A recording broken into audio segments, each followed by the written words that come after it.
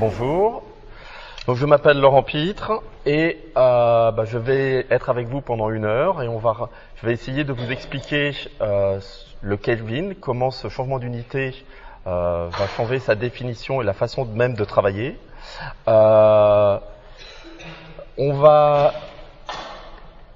Ça va être mieux comme ça. Donc ce Kelvin, je travaille au laboratoire commun de métrologie et c'est un laboratoire commun entre le laboratoire national de métrologie et d'essai et le conservatoire national des arts et métiers. Et je travaille à Saint-Denis. Donc c'est un exercice de style que je vais essayer de vous présenter parce que je suis chercheur, j'ai plutôt l'habitude de présenter mes travaux à mes pairs. C'est la première fois qu'on me demande de réaliser une présentation d'1 heure sans équation. Donc j'ai raté, vous en aurez 2, peut-être 3 si vous regardez bien. J'ai vraiment essayé de simplifier au maximum. Donc si vous avez des questions, n'hésitez pas après à me demander. Donc pendant cette heure, je vais essayer de vous parler de la thermoception, du degré Galiléo, de la température de Planck et du laboratoire X. J'espère que je vous ai un petit peu titillé avec ces mots, que vous n'avez aucune idée de ce que c'est, et c'est justement le but de cette présentation. Donc, d'abord, avant de commencer sur la thermométrie et sur le Kelvin, il faut se demander ce que doit être une unité. Une unité de mesure doit être utile, simple, précise, universelle et pérenne. Avec ces 5 points, vous arrivez à faire quelque chose où vous pouvez décrire correctement vos mesures. Le problème avec le Kelvin était que la pérennité commençait à avoir des problèmes. Pour pouvoir faire des mesures sur une période d'1 siècle, on avait de vraies difficultés. Donc vous le savez, donc on va y avoir le système international d'unité va changer. Ce système-là permet de décrire toutes les équations de l'univers du point de vue de la physique et de la chimie. Donc avec cet ensemble de 7 unités, vous pouvez représenter n'importe quelle grandeur. Par exemple, la pression, dans la pression c'est le pascal, et vous avez la possibilité de redéfinir cette pression à partir de kilogrammes, mètre moins 1 et seconde moins 2. Alors, on va nous s'occuper de la température, le Kelvin. C'est une unité qui est un petit peu étrange, paradoxale à expliquer, pourtant elle est très commune. Plus de 50% des mesures qui sont faites dans le monde sont des mesures de température. Et c'est aussi une unité qui est très humaine. Alors, pourquoi elle est très humaine? Parce que nous avons 3000 thermoscopes en nous. Oui, notre peau est constituée de petits nerfs qui nous permettent de savoir si c'est plus chaud ou plus froid. Et ça, c'est quelque chose qui est assez unique. C'est un sens qui a été oublié par les Grecs, mais ça nous permet de maintenir notre corps entre 32 degrés et 42 degrés, sinon on meurt. Donc ça, c'est vraiment important. Si on changeait la température de cette pièce par 3 degrés entre le haut et le bas, vous senteriez un malaise, et ça, c'est simplement parce qu'il y a ces variations de température. Donc ces nombres de capteurs, il y en a 1 par centimètre carré sur votre peau, sur votre main c'est 5 par centimètre carré et 15 sur le visage. 15 par centimètre carré sur le visage. Bien sûr, ces capteurs ne vous donnent pas directement une température, vous n'avez pas 37 degrés grâce à ce capteur, vous avez juste des sensations. Et je vous conseille de faire une petite expérience pour ces sensations. Vous prenez 3 verres d'eau, un très chaud, relativement chaud, une autre très froide, et une tiède entre les deux. Vous plongez votre main, chaque main dans celle chaude, une autre main dans la froide, et puis une fois que vous avez bien acclimaté vos mains, vous plongez vos 2 mains dans celle qui va être tiède. Et vous allez voir, votre cerveau va avoir une réaction très étrange, il va se dire c'est pas possible, parce que la main qui était chaude va dire ça c'est plus froid, et l'autre va dire c'est plus chaud. Et vous êtes dans le même milieu. Donc essayez cette petite tour et vous allez voir, vous allez un peu changer votre vision de la température qui est une vision très humaine. Donc maintenant, je ne vais pas vous faire un cours sur la température, mais je suis obligé de définir un petit peu ce que c'est. Et pratiquement sans équation. Alors, donc je vais commencer par l'agitation d'un gaz. Alors, on peut, j'ai une petite animation, si vous prenez des billes de billard et que vous les agitez, ils vont avoir des collisions. Et ces collisions, par les lois de la physique, peuvent représenter la température. Je tiens à attirer votre attention sur la distribution des vitesses. Donc là, nous avons dans ce graphique les vitesses qui sont là et le nombre d'atomes qui a une certaine vitesse. Et donc, on constate qu'on va avoir ce type de distribution. Et ce type de distribution est expliqué par la distribution des vitesses de Maxwell-Boltzmann. Et cette distribution vous dit que la moyenne au carré multipliée par la masse de ces particules est égale à une constante, qu'on va définir plus tard, fois la température. Cette température ne dépend pas de la nature des atomes, et c'est une grandeur intrinsèque de la nature.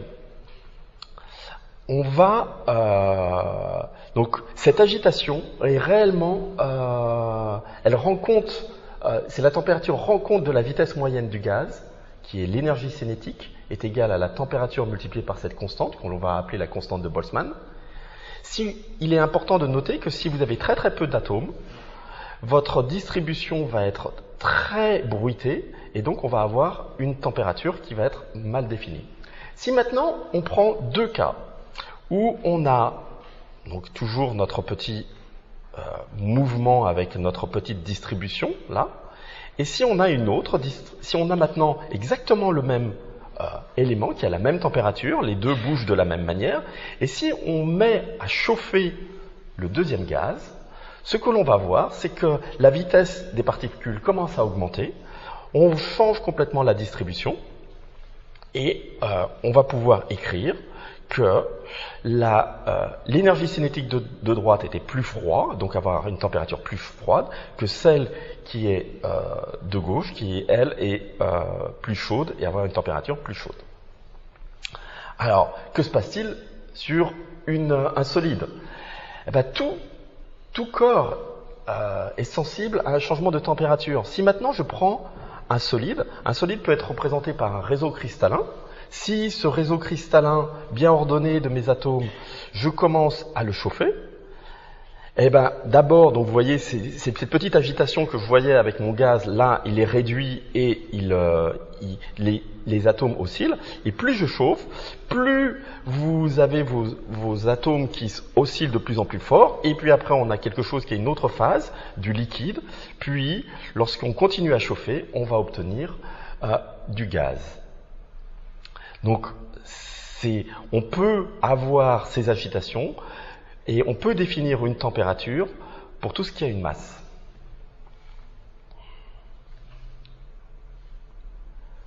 Alors maintenant, si on met deux corps isolés du reste de l'univers et qu'on les met en contact thermique, au bout d'un certain temps, ils seront à la même température. Si on a deux gaz, un froid, un chaud, on les met en contact thermique, ils vont être tièdes. Alors, c'est un concept intéressant. Ça explique pourquoi, par exemple, vos téléphones portables n'ont pas de température intégrée, car ces capteurs ne sont pas en équilibre thermique avec leur environnement extérieur. Ils mesurent quelque chose qui est entre la température de votre téléphone portable et l'extérieur. C'est exactement ce que vous ne voulez pas. Donc, ce concept d'équilibre thermique est vraiment important. Il faut que vos capteurs puissent réellement être en équilibre avec son environnement et non pas être réchauffés par lui-même. Donc ce contact thermique ou cet échange de chaleur ne peut s'effectuer que par la conduction, la convection et les rayonnements. Le conduction, c'est par le métal, donc votre gaz peut avoir un échange de chaleur lorsqu'il est séparé par exemple entre une partie métallique. Si vous avez, pour la convection, c'est entre le gaz et le rayonnement, c'est grâce à la lumière. C'est uniquement ces trois échanges de chaleur qui permettent de...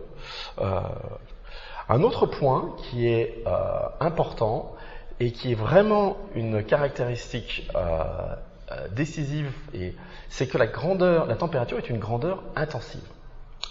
Alors, qu'est-ce que ça veut dire? Ça veut dire que si je sépare mes deux gaz, ces deux gaz sont à la même température. Alors vous me direz, et c'est ça la définition d'une grandeur intensive, si je prends un élément et que je le sépare en deux, et que j'obtiens la même chose, je vais pouvoir dire que c'est une grandeur intensive. C'est important parce que je vais pouvoir prendre la température de cette salle, non pas avec une infinité de thermomètres, mais avec un seul, s'ils sont en équilibre thermique avec l'ensemble. Donc ça, c'est quelque chose de vraiment important. Alors vous allez me dire, oui, mais les grandeurs intensives, extensives, c'est que de la thermodynamique. Non. Par exemple, cette feuille a une couleur verte, ça la caractérise. Je la déchire, j'obtiens 2 feuilles toujours de couleur verte. La couleur est une grandeur intensive. Donc il n'y a pas que la thermodynamique, il n'y a pas que les grandeurs de thermodynamique qui sont intensives ou extensives, c'est quelque chose de beaucoup plus commun. En tous les cas, c'est vraiment très important et ça caractérise vraiment la température. Donc là, j'ai mes 2 mêmes éléments, ils sont à la même température, je les ai juste séparés. Et donc cette grandeur, température, est une grandeur intensive. Donc on n'a pas besoin, si on est en équilibre thermique, d'avoir une infinité de capteurs pour connaître sa température. La constante qui relie cette grandeur extensive, l'énergie, à une grandeur intensive, la température. Ça, c'est quelque chose de fondamental. Et c'est quelque chose, en travaillant sur cette présentation, je me suis aperçu que qu'on avait ce lien, et c'est vraiment une grandeur qui caractérise notre univers, d'avoir cette énergie, grandeur extensive, à une grandeur intensive qui est la température. Il y a vraiment, et ça va être l'unité, le Kelvin, la constante de Boltzmann qui va faire le lien entre cette intensive et extensive. Et ça, c'est vraiment quelque chose d'unique. Dans toutes les autres unités, vous n'aurez pas cette constante, vous n'aurez aucune constante qui joue ce rôle comme la constante de Boltzmann.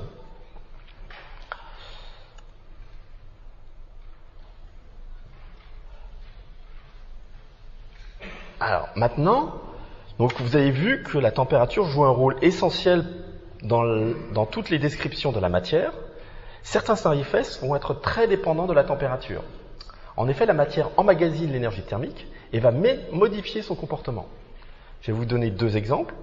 Si vous prenez le noyau atomique d'un certain élément, du cobalt, normalement, ce cobalt peut se désexciter de manière... dans son noyau atomique, on n'est pas sur l'atome, on est sur le noyau, donc avec les neutrons et les protons. Il peut, s'il a été excité, se désexciter, et normalement, toutes les directions sont possibles. Le photon qui va être émis, le rayon gamma qui va être émis, peut aller dans toutes les directions.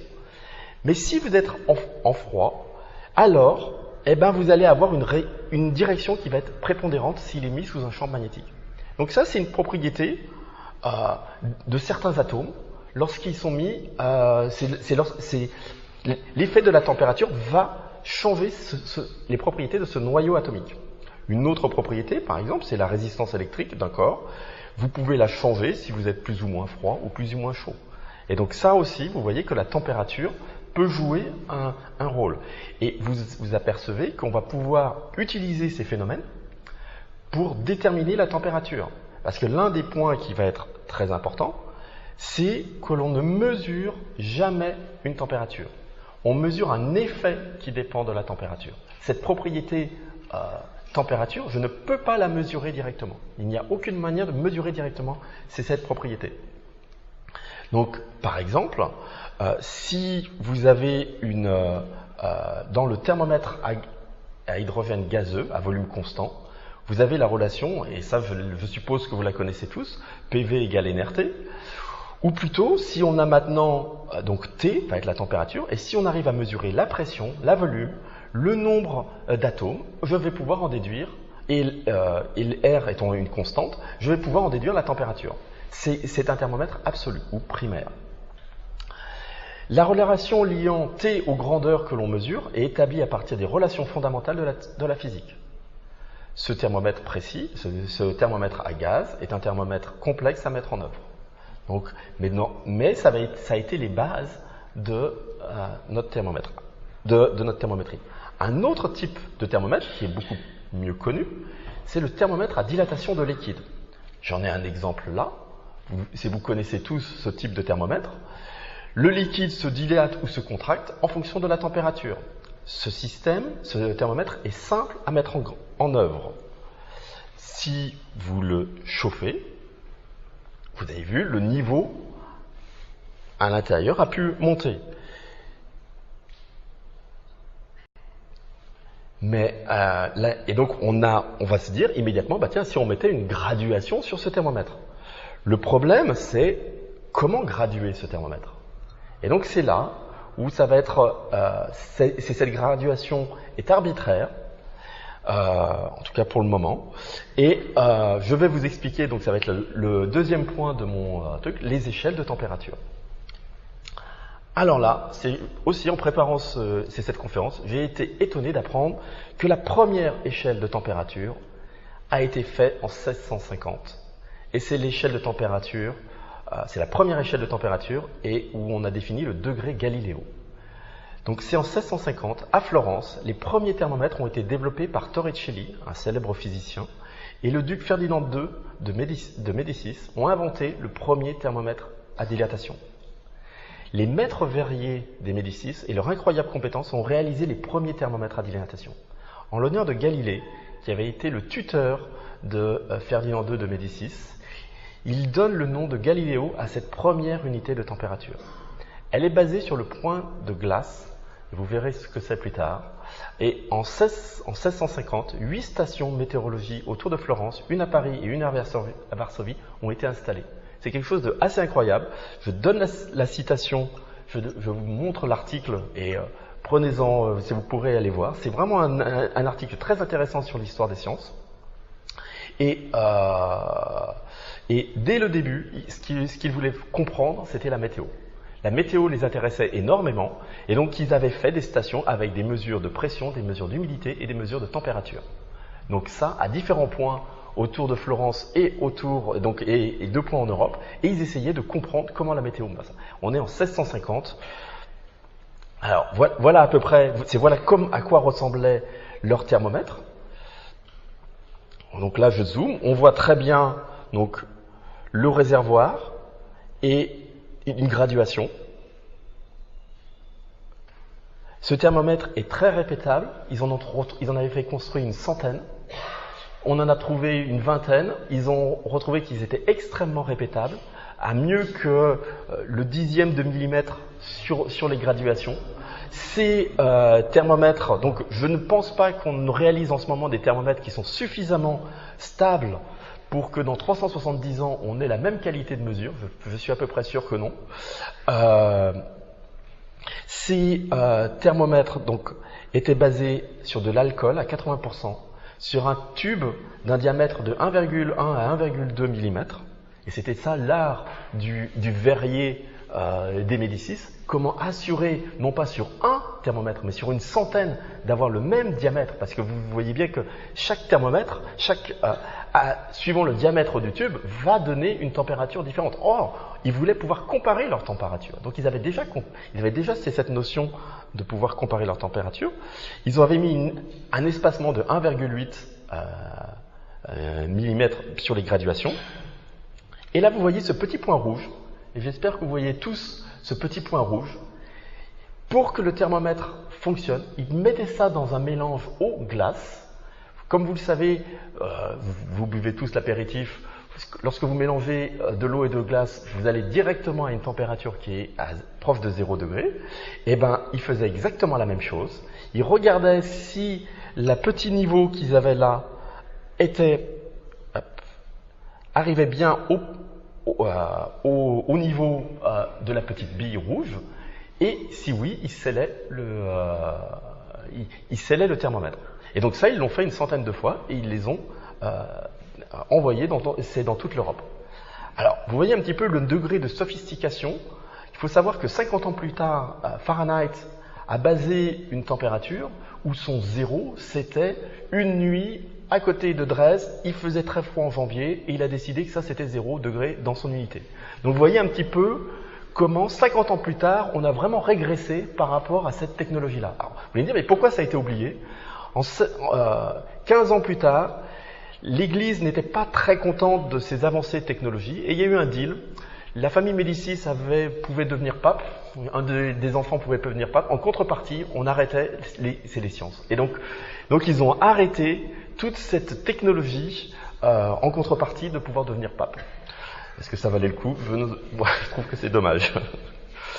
En tous les cas, ça c'était la première échelle ces deux températures. Alors donc encore une fois, je vous donne vraiment les sources de cette information qui m'a...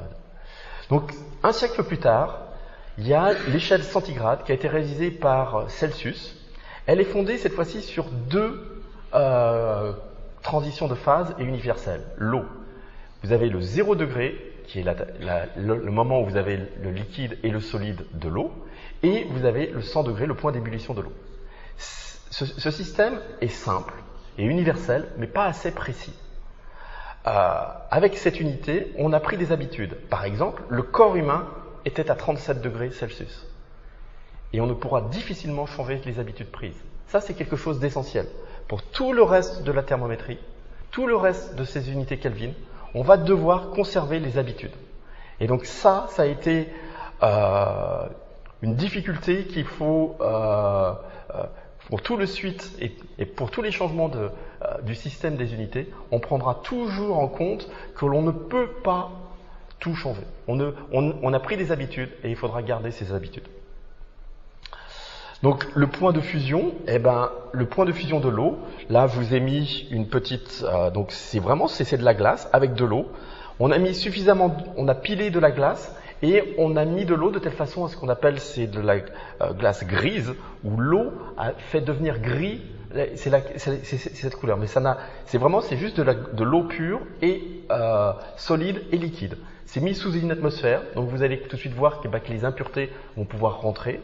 On va pouvoir, donc on n'aura pas quelque chose, on aura quelque chose de stable, mais si on cherche bien, on va y avoir des dérives. Et c'est pas ce qu'on veut, c'est dans deux mesures. Donc, on a regardé si on pouvait avoir quelque chose de mieux. Et c'est Kelvin, encore un siècle plus tard par rapport à Celsius, donc on est déjà à plus de 200 ans par rapport à l'unité Galiléo, on a été basé sur le zéro absolu et le point triple de l'eau. La valeur numérique du point triple de l'eau a été choisie avec une relation simple entre le degré Celsius, qui était la référence de l'époque, et qui l'est toujours, et le Kelvin. Donc on a appris que la température de Kelvin était celle de Celsius. Oups, il y a un moins. Non, il n'y a pas de moins. C'est bien ça. Cette échelle permet de décrire les relations de la nature sans aberration numérique. En effet, le 0 degré Celsius n'avait aucun sens par rapport à la thermodynamique, par rapport à ces mouvements des atomes. Le début, c'est cette agitation. 0 ne voulait rien dire. Donc on ne pouvait pas mettre comme unité l'unité Celsius, parce qu'on savait très bien que ce gaz bougeait à 0 degré Celsius. Mais par contre, donc on s'était aperçu que lorsqu'on regardait par exemple la pression en fonction de la température de Celsius, donc on prend un objet clos, on va mesurer la température de cet objet, on va mesurer la pression, et puis après on va changer la température. Et on s'était aperçu que lorsqu'on faisait plusieurs mesures, pour un même volume, on arrivait à chaque fois que ça sentait à chaque fois aller sur un point, et quels que soient les volumes, quels que soient les gaz, quelle que soit la nature du gaz, on avait toujours ce même extrapolation à pression nulle, donc température, c'était à chaque fois la température la plus basse. Et donc Kelvin a eu l'idée de dire que ce point, c'est le zéro absolu. Alors le zéro absolu, quand vous vous souvenez un petit peu de cette agitation thermique, c'est lorsque les atomes sont à vitesse nulle. Donc là, j'ai ma fameuse relation, l'énergie cinétique, je ne bouge pas, donc j'ai 0. Donc K, j'ai toujours cette même constante, donc la température est à 0. Donc c'est lorsque je suis à cette valeur, à cette température, à ce moment-là, lorsque plus rien ne bouge, je suis au zéro absolu. Alors, moins que pas bouger n'a pas de sens, bien sûr. Donc c'est-à-dire que lorsqu'on est en équilibre thermique, une température négative en Kelvin n'a aucun sens. Vous ne pouvez pas moins que pas bouger. Alors néanmoins, si on veut être précis, la mécanique quantique nous apprend qu'un corps ne peut pas être au repos. Donc même au zéro absolu, les atomes vont très très légèrement osciller autour d'une position d'équilibre. Donc ça, même si vous êtes au zéro absolu, vos atomes vont bouger en raison de l'incertitude d'Heisenberg. Donc l'échelle de Kelvin aujourd'hui, on a toujours cette relation, la température de Kelvin est égale à la température Celsius plus 273,15 degrés. On a gardé la même variation, donc 1 Kelvin vaut 1 degré Celsius. Donc là, on a le 0 degré. On a notre petite marque pour le point triple de l'eau. Et le pas a été choisi de telle façon à ce qu'on retrouve ce qu'on avait l'habitude de prendre, d'avoir cette variation de 1 Kelvin vaut toujours 1 degré Celsius. Donc on a pris que ce petit point bleu, on a dit par définition c'est 273,16 Kelvin. C'est une définition, exactement comme 1 plus 1 égale 2, c'est une définition, on prend ce petit point bleu, c'est cette transition de phase où on a liquide, solide, vapeur à 273 Kelvin. On aurait très bien pu prendre une unité 110 grades, on aurait pu dire 100 Kelvin. Alors, la température corporelle aurait été 113,54 Kelvin et pas 310 Kelvin ou 37 degrés C. Donc, pour garder cette unité, on a pris pour garder cette pérennité sur les mesures et sur notre habitude, on a pris à 273,16 Kelvin. Donc, le point triple de l'eau d'un corps pur se présente sous la forme où il faut à la fois avoir du solide. Donc là, vous voyez le solide, il est là, c'est de la glace. On a le liquide. Oups. Et on a la vapeur d'eau qui est là. C'est un système qui est scellé. On a quelque chose qui est extrêmement répétable avec ça. On a, alors c'est pas exactement à la même valeur, c'est pas le 0 degré C, c'est à 0,01 degrés Celsius. C'est un artefact, c'est-à-dire que c'est fait par l'homme. En voilà un autre exemple.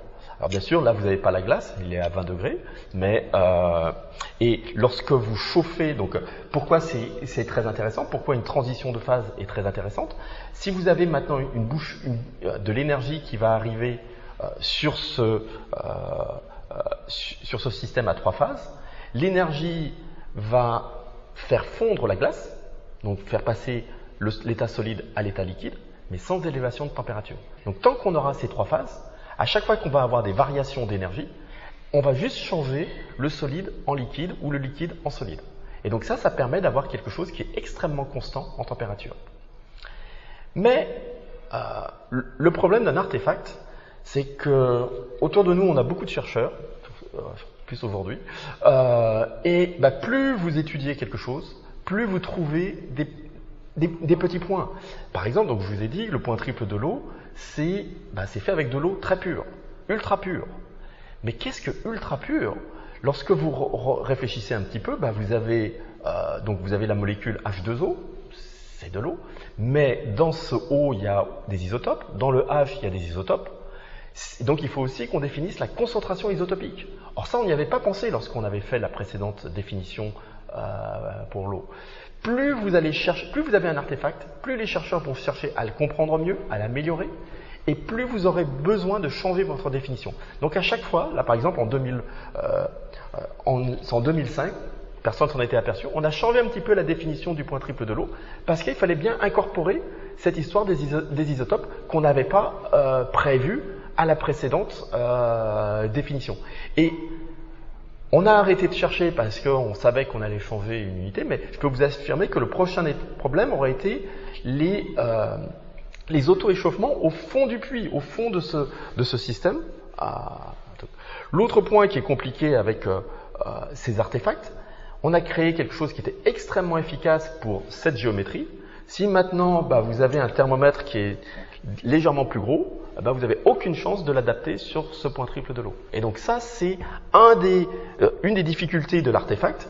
Il est défini et bien fait pour une géométrie, une chose, mais pas pour quelque chose qui est infini. Et donc ça, c'est le point faible de l'artefact. Et donc, on s'est dit, on a bien vu que la constante de Boltzmann jouait un rôle important. Donc, on s'est dit, pourquoi ne pas choisir une valeur de la constante de Boltzmann Et ça aussi, ça va créer c'est une échelle. Alors on aurait pu prendre n'importe quelle valeur pour cette constante de Boltzmann. Physiquement, il n'y a aucune raison de prendre celle que l'on connaît et celle que j'ai mesurée, mais on aurait très bien pu prendre par exemple la constante de Boltzmann égale 1. Toutes les équations de la physique que vous connaissez auraient marché exactement de la même manière. Et tous les physiciens auraient appliqué en disant très très bien. Le seul problème, ça aurait été que votre température corporelle aurait été en 4,281,52 10 puissance moins 21. Donc les 10 puissance moins 21, vous avez 21 zéros. Donc c'est pas exactement ce que vous aurez... par contre, tous les étudiants auraient adoré parce que retenir 1, c'était quelque chose qui était extrêmement simple. Donc on n'a pas pris ça. Et donc le pas de l'échelle a été donné par cas. Et on va prendre 0 comme le référence de notre le 0 absolu aussi comme 0. Il n'y a plus de référence, il n'y a plus de petits points. Et donc ça, c'est une avancée. Est-ce qu'on aurait pu faire autrement? Oui. C'est aussi quelque chose d'autre cas. Mais ça aurait fait de trop grands changements. Par exemple, on aurait dû, et ça c'est quelque chose qui était... c'est important, on aurait dû prendre une échelle logarithmique.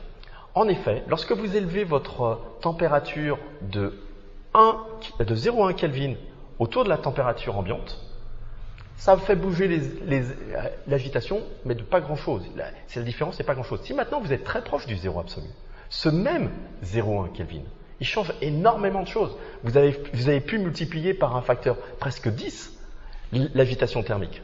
Donc, cette relation linéaire entre la température et l'énergie n'est peut-être pas exactement ce qui aurait dû être pris. En tout cas, ça ne met pas en valeur ce qui se passe en basse température. On aurait pu prendre autre chose. On aurait pu prendre la température de Planck. Alors ça, les astrophysiciens auraient été très contents. La température de Planck, c'est aux premiers instants de l'univers, aux premiers instants du Big Bang, c'est la température de l'univers. Toute la matière est concentrée en des très petites dimensions. Et à cet instant-là, les astronomes ont calculé qu'on avait une température de 1,4 10 puissance 32 Kelvin. Et depuis, il n'y a aucun point dans l'univers qui a dépassé cette température. C'est impossible. Et donc ça aurait été une très belle aussi système. On aurait mis 1, cette température maximum de l'univers, 0, le 0 absolu, et toutes les températures de l'univers auraient été prises entre 0 et 1. Ça aurait été une belle idée. Bon, bien sûr, votre température corporelle aurait été en 1,9 10 puissance moins 30, donc là, encore plus de 0. C'était pas une bonne idée. Donc on a, en tout cas, il y a eu des propositions, et je connais une personne qui a proposé ça, et c'était une très bonne idée. Pour les physiciens, aurait été mais ça n'a pas été accepté. Donc maintenant, l'échelle après donc le 20 mai 2019, on va lui associer une valeur qui est 1,380649 10 puissance moins 21 joules par Kelvin. Ça va être la valeur qu'on va affixer à la constante de Boltzmann et toujours la même relation. Alors, comment on a choisi cette valeur? Eh bien, ça a été par une détermination non pas d'une expérience, mais d'un lot d'expériences dans le monde qui ont mesuré cette constante de Boltzmann. Donc, le pas de l'échelle est donné par la constante de Boltzmann et on a toujours le 0. Et toujours plus de trucs. Donc, maintenant, comment avons-nous déterminé cette constante de Boltzmann? Toujours en réalisant cette présentation, je me suis aperçu que beaucoup de gens avaient déjà déterminé cette constante de Boltzmann. Et il y avait une belle loi en log. Donc vous voyez, on a là l'incertitude de la constante de Boltzmann en fonction du temps. Et le premier qui a déterminé une constante, c'est cette valeur. Alors il ne l'avait pas encore appelée la constante de Planck, c'est Max Planck. En 1900, dans son papier révolutionnaire qui allait donner la description des corps noirs, il a donné une constante.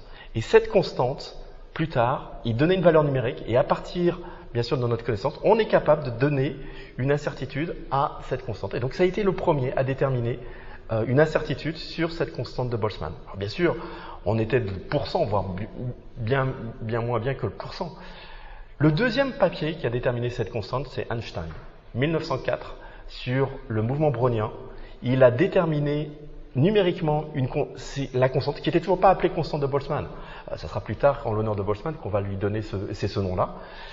Après, vous avez Jean Perrin, prix Nobel de physique français, qui a déterminé aussi le mouvement des particules, qui était vraiment pour prouver à la communauté qu'on était sur un univers atomique, où il y avait des atomes, et non pas quelque chose avec l'éther ou tous ces systèmes-là. Et donc ça, c'est vraiment quelque chose.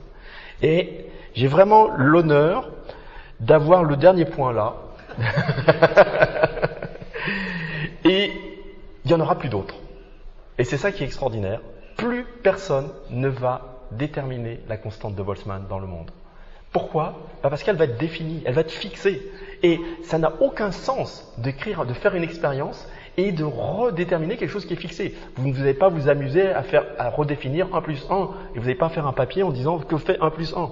Donc c'est la même chose, ça va être fixé, et ça va être une... donc c'est pour ça. Alors comment on a fait ? Comment on a fait au laboratoire pour déterminer la vitesse du son ? On a pris une relation de la physique. Donc on a compris que la vitesse du son dans un corps pur est une grandeur dépendante de la température. Ça, c'est quelque chose qui est connu depuis de nombreuses années. Et si on prend pour un gaz noble comme l'hélium, on a ce genre de relation entre la température en Kelvin et la vitesse du son.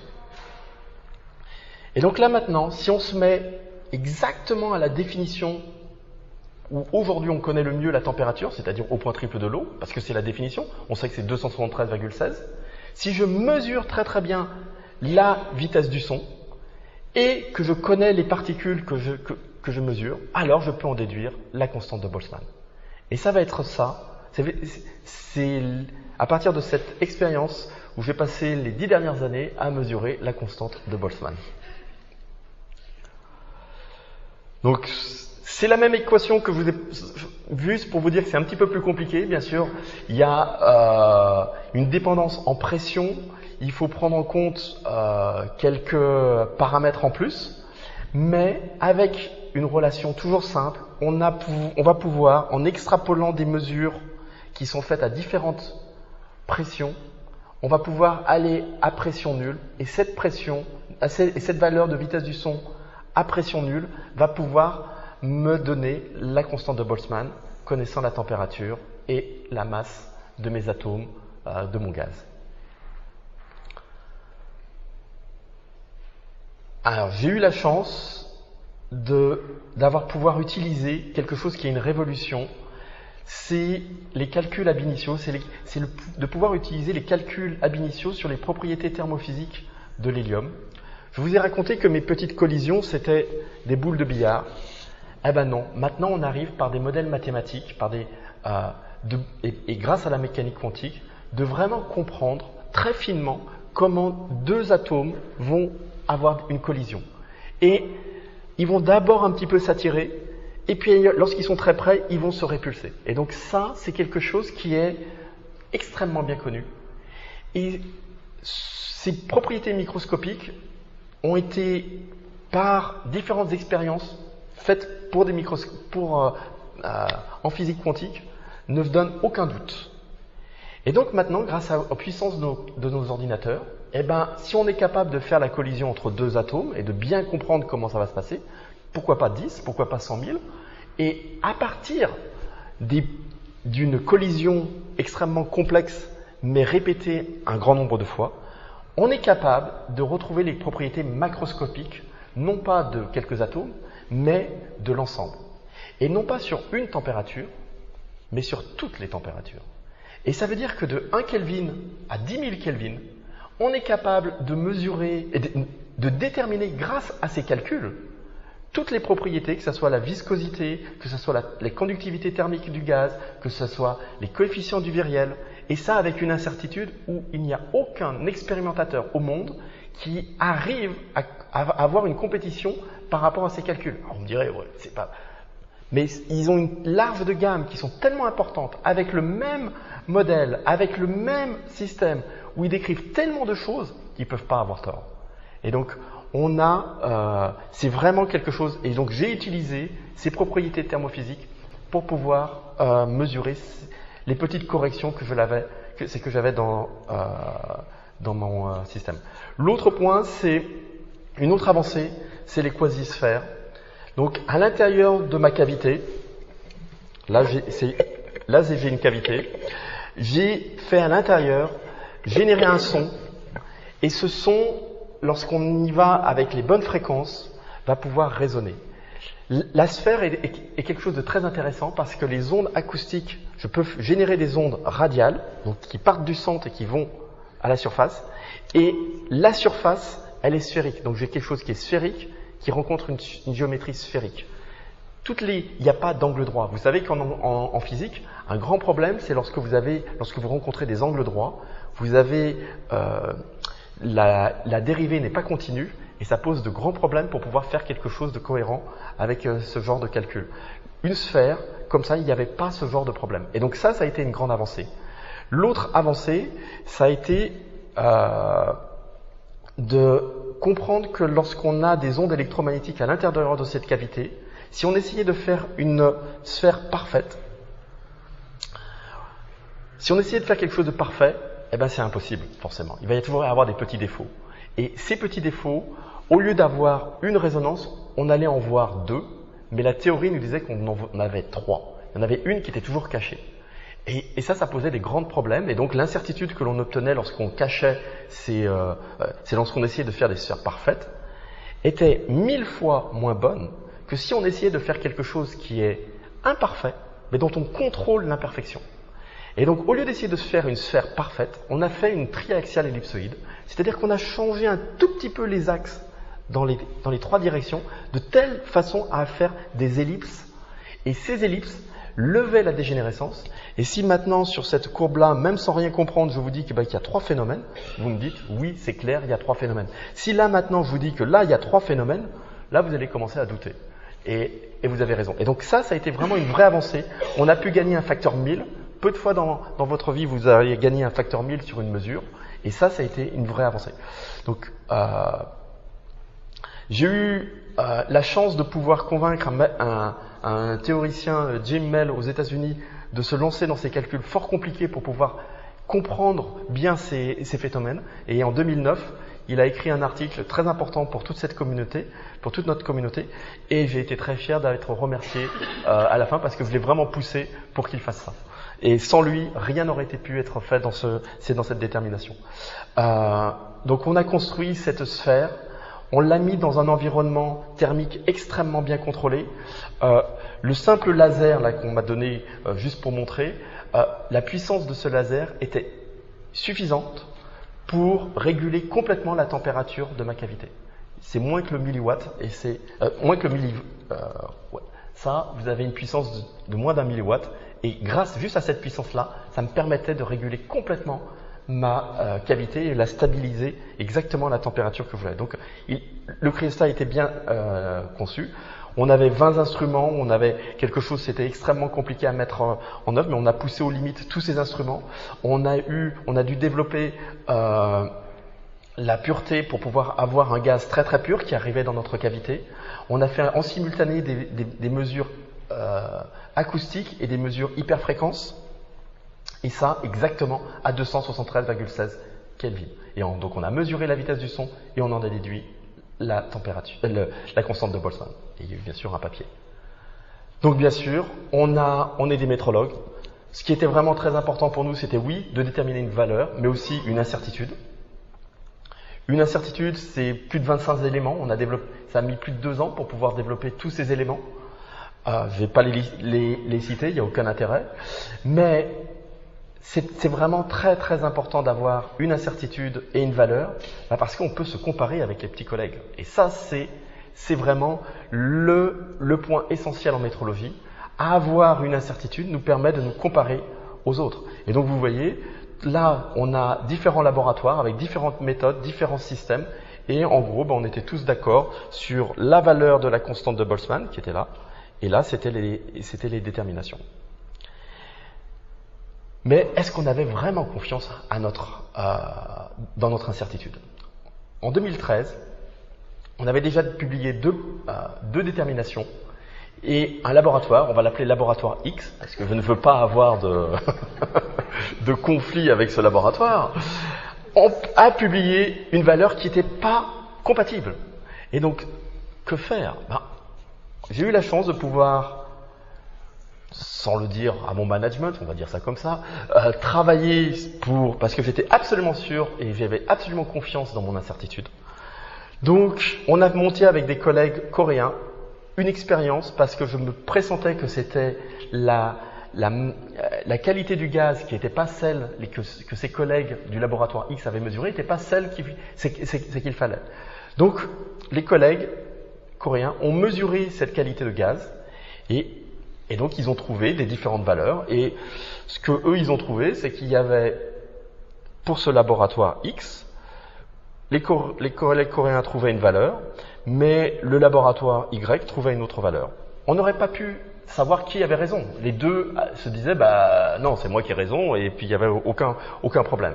Par contre, ce qu'on avait fait, c'est que donc c'était bien sûr le même échantillon. Mais ce qu'on a fait, c'est qu'on l'a aussi mesuré avec les vitesses du son, tous ces échantillons-là. Et donc là, avec les collègues coréens, donc là c'était tous les échantillons, on a vu que le laboratoire X avait cette valeur-là, elle était exactement sur la courbe de tous les autres. Mais si on prenait la valeur du laboratoire Y, ça n'allait plus du tout. Et donc ça nous a permis de montrer clairement, et il n'y avait aucun doute là-dessus, ils ont tout de suite dit vous avez raison, on s'est trompé. Ce qui est quand même assez rare et c'est quand même dans cette communauté, il faut le remarquer. Ils ont dit oui, on s'est trompé, on va retravailler. Donc ils ont retravaillé 2 ans pour trouver qu'ils avaient tout changé et qu'il fallait revenir à ce que nous on avait vraiment confiance comme valeur. Donc ça c'est pour vous montrer ce que c'est que l'incertitude en métrologie. Alors les applications de ce changement, donc on a mesuré c'est cette constante de Boltzmann. Maintenant, quelles sont les applications de ce changement? Alors, j'ai pas eu beaucoup de temps de vous parler des températures autres que le point triple de l'eau, les 273,16. Le laboratoire a d'autres possibilités pour mesurer la température et cette nouvelle définition va donner des grandes possibilités sur les extrêmes. Non pas juste autour de la valeur, autour de la température ambiante, mais sur les extrêmes, sur les très très chauds et les très très froids. Et donc par exemple, on va pouvoir utiliser la loi de Planck et de manière vraiment astucieuse, pouvoir déterminer des températures au-delà de 1300 K de manière beaucoup plus précise. Alors le laboratoire a la chance d'avoir développé des petits récipients, des petits points fixes qui permettent de réaliser des températures, des transitions de phase à ces régions-là. C'est des manips qui sont certes complexes, mais qui permettent de donner et d'affecter des températures thermodynamiques avec des toutes petites incertitudes. C'est parmi les meilleurs au monde, voire les meilleurs au monde, sur une très large gamme de températures. Donc ça, c'est un point qui est une application réellement directe de cette nouvelle définition.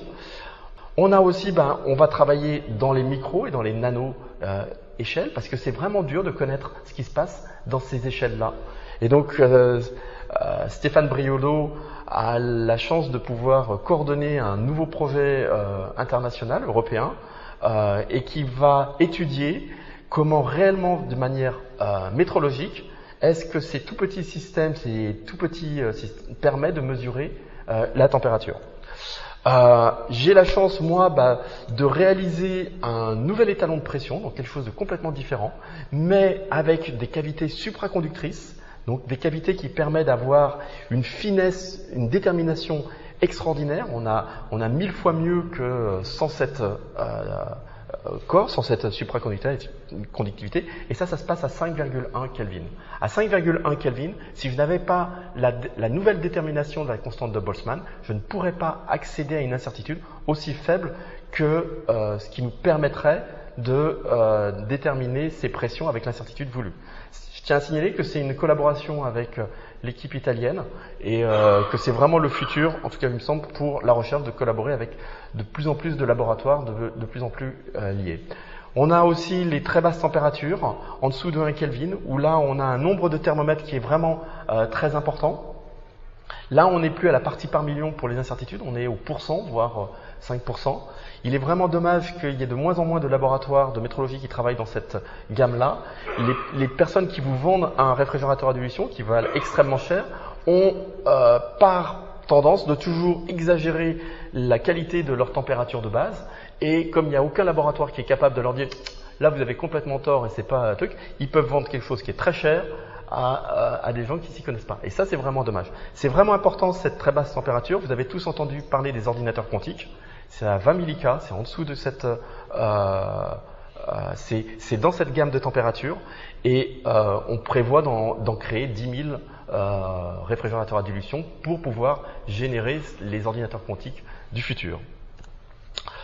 J'aimerais aussi signaler que tous les thermomètres étalonnés que vous utilisez ou qui sont en France sont quelque part traçables à cette pièce qui est à Saint-Denis, où vous avez les étalons nationaux et c'est là où toutes les mesures que vous avez sont quelque part traçables au travail qui est fait dans cette salle-là. Alors, j'aimerais aborder la conclusion. Je vois que je suis à peu près dans les temps. Donc, pour le moment, avant le 20 mai 2019, on avait ceci. On avait la constante de Boltzmann et on lui associait une incertitude. Et on avait le point triple de l'eau sans incertitude. Après le Bunz, on va avoir une constante de Boltzmann sans incertitude et un point triple de l'eau avec une incertitude.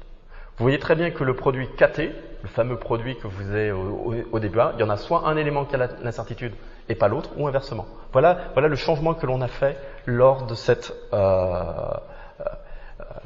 Donc grâce à ce changement, on va pouvoir utiliser plein de thermomètres qui sont dits primaires et où on aura directement la température thermique sans avoir à revenir quelque part à cette définition du point triple de l'eau. Et donc ça va donner des possibilités que l'on n'a pas. Donc, j'aimerais vous rappeler qu'on ne mesure jamais une température. On mesure une température que si on est en équilibre thermique. C'est en général la première système qui est pas fait. Que le thermomètre doit être traçable au SI et son unité sera reliée à la constante de Boltzmann et non plus à une référence de transition de phase. Cette constante de Boltzmann est une grandeur intrinsèque de l'univers. C'est vraiment le fait de relier quelque chose qui est intensive et extensive fait que c'est vraiment, vous ne pouvez pas créer un univers sans ça. Et donc ça, c'est vraiment un concept qui est vraiment très intéressant. Ce qui est aussi important, donc, c'est cette traçabilité des données. Vous avez tous entendu parler du big data. Je suis à peu près sûr que dans un siècle, on va analyser nos mesures. Et je suis à peu près sûr que les données, les mesures que l'on fait maintenant, s'ils ne sont pas traçables au SI, eh ben, ils n'auront aucune chance d'être utilisés correctement ou aussi bien qu'on pourrait aux chercheurs dans un siècle. Et ça, c'est quelque chose qu'on réfléchit pas tout de suite, mais si on avait su que le réchauffement climatique que l'on voit est surtout fait par des mesures il y a un siècle de gens qui étaient dans un bateau, qui reprenaient le thermomètre, qui le mettaient dans l'océan et qui le refaisaient, eh ben, on aurait changé complètement il y a un siècle la manière dont on mesurait la température c'est sur les bateaux. Et donc ça, c'est quelque chose qu'il faut se souvenir. On n'a aucune idée de comment les chercheurs dans un siècle vont utiliser nos mesures, mais ce qu'on est vraiment sûr, c'est que si on n'est pas traçable au SI, eh ben, on ne mettra pas quelque chose aussi performant. Vous dites, bah oui, c'est évident. Sachez qu'on envoie dans l'espace des systèmes qui sont très peu traçables au SI. Et ça, c'est quelque chose qui est vraiment regrettable. Parce que, encore une fois, oui, on a fait l'expérience, on a fait le truc, mais dans un siècle, peut-être que ces données vont être réutilisables et vont pouvoir pas être réutilisées de la bonne façon. Alors, cette nouvelle définition va ouvrir le champ des possibles. En effet, un artefact est un frein à l'innovation. Encore une fois, on a développé pendant un siècle ce genre de thermomètre pour pouvoir exactement s'adapter à ce genre d'artefact. Maintenant, on a quelque chose qui est beaucoup plus ouvert. On n'est plus lié à cette géométrie. On a quelque chose qui va pouvoir nous ouvrir vraiment le champ des possibles. les artefacts sont vraiment un frein à l'innovation. On va pouvoir utiliser de plus en plus des thermomètres primaires et on va pouvoir avoir une température traçable sur de très longues périodes. Il y a des personnes, par exemple, en océanographie, pour voir la salinité, le changement de salinité au cours de périodes de 1 siècle. Ils ont besoin de mesures de température qui sont mieux que le millième de degré, donc le millikelvin. Et pour le moment, on n'avait pas, avec notre façon dont on définissait le Kelvin, la possibilité d'avoir cette traçabilité sur 1 siècle. Maintenant, avec ces définitions du Kelvin, on a le faire. Il y a de plus en plus aussi, je tenais à signaler qu'il y a de plus en plus d'expériences qui utilisent le millième de degré, des stabilités en optique surtout. Et donc ça, c'est vraiment quelque chose qui est des innovations qui sont possibles. Et encore une fois, personne ne va s'apercevoir de ce changement d'unité parce que ça, c'était notre objectif numéro 1. Vous, tous ceux qui sont dans la salle, il n'y a que 2-3 personnes dans le monde qui vont être « bon, ok, on va voir un tout petit peu quelque chose ». Je vous remercie de m'avoir écouté.